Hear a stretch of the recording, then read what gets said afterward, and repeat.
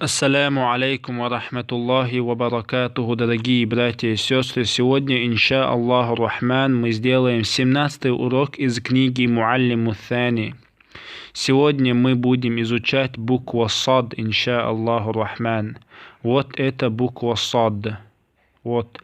Его надо произносить с горла надо. Са, не с, а са.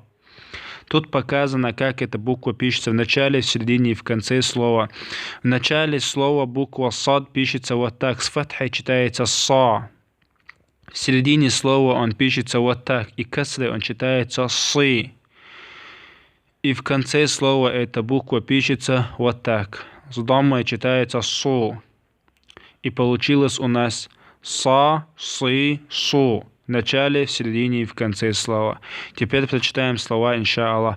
Первое слово у нас сум. Не сум, а сум. Второе слово сиф. Третье слово фас. Сум, сиф, фас.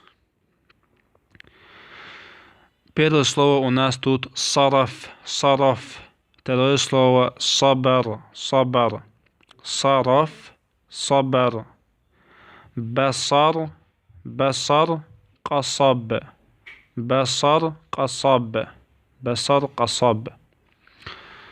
Насара, янсуру.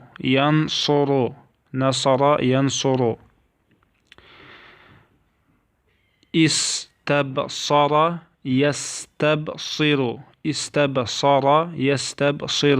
Братья и сестры, внимательно обращайте внимание на харакаты. Сафар, сафар. Видите разницу? Сафар.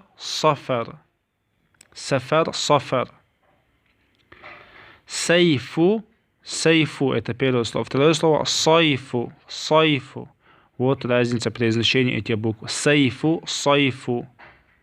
Интасаба.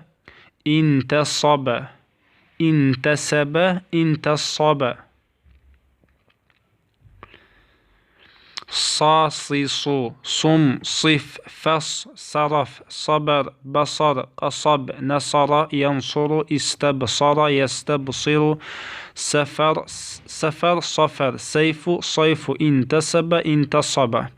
Братья и сестры, переписывайте слова, выучите их. Инша Аллаху Рахман, вы скоро научитесь читать Коран очень хорошо. И вабилляхи тауфик, вассаляму алейкум ва рахматуллахи ва баракатуху.